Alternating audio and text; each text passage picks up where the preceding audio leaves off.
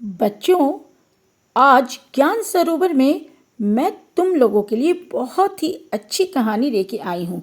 कहानी बहुत प्रेरणापूर्ण है, तो इसे जरा ध्यान से सुनना। एक राजा ने शास्त्रों में पढ़ा कि राजा प्रजा पालक होता है।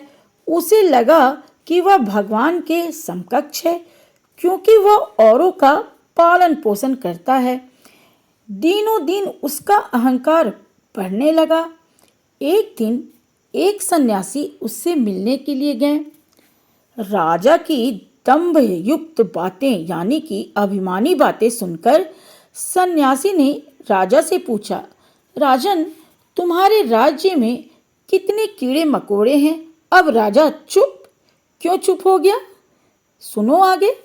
सन्यासी बोले, राजा इसलिए चुप हो गया क्योंकि उसे मालूम ही नहीं था।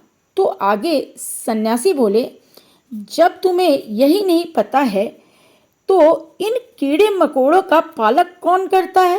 यानी कि जब तुम्हें तो मालूम ही नहीं है कि तुम्हारे राज्य में कितने कीड़े मकोड़े हैं, लेकिन हैं, और उनका फिर पालन पोषण कौन करता है? अब भी राजा चुप।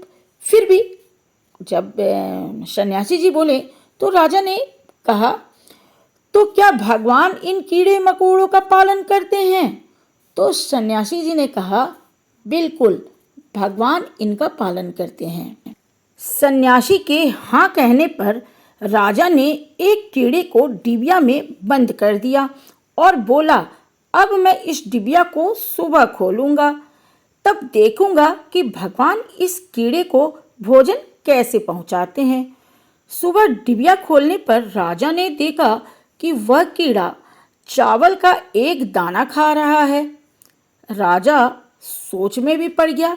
फिर राजा को ध्यान आया कि डिबिया को बंद करते समय उसके माथे पर लगे तिलक से चावल का एक दाना उस डिबिया में गिर गया था, और वही चावल का दाना ये जो कीड़ा था वो खा रहा था।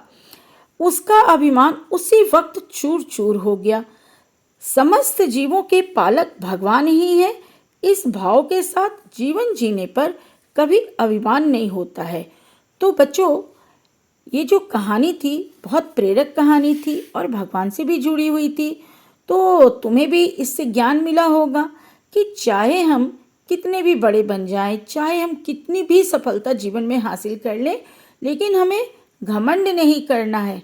हमें अपने अंदर ईमानदारी, मानवता, सहानुभूति, प्रेम, ये जो सारी चीज़ें होती हैं ना, इसको अपने अंदर रखना है, ताकि हम खुद तो बड़े बने ही और बाकी संसार में और भी लोगों को बड़ा बनने का मौका दें। तो बच्चों, कहानी तो छोटी सी थी पर इसमें शिक्षा बहुत बड़ी थी। तो बच्चों, इसे ही कहते हैं ज्ञान सरोवर, यानी कि ज्ञान की गंगा, ज्ञान का सागर। और तुम्हें भी ऐसे ही ज्ञानी बनना है, तो तुम छोटी छोटी कहानियों को सुनोगे तो बड़ा बड़ा ज्ञान प्राप्त करोगे। और जब बड़ी कहानियाँ, जब बड़े हो जाओगे और बड़े हो जाओगे और बड़े हो जाओगे, और बड़ी बड़ी कहानियाँ जब सुनोगे, पढ़ोगे और समझोगे, तो और भी बुद्धिमान बनोगे।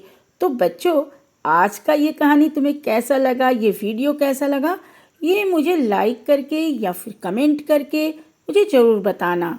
अगली बार मैं फिर आऊँगी तुम लोगों के लिए कोई और कहानी लेके, अच्छी सी प्रेरक कहानी लेके। तब तक के लिए बाय बाय बच्चों।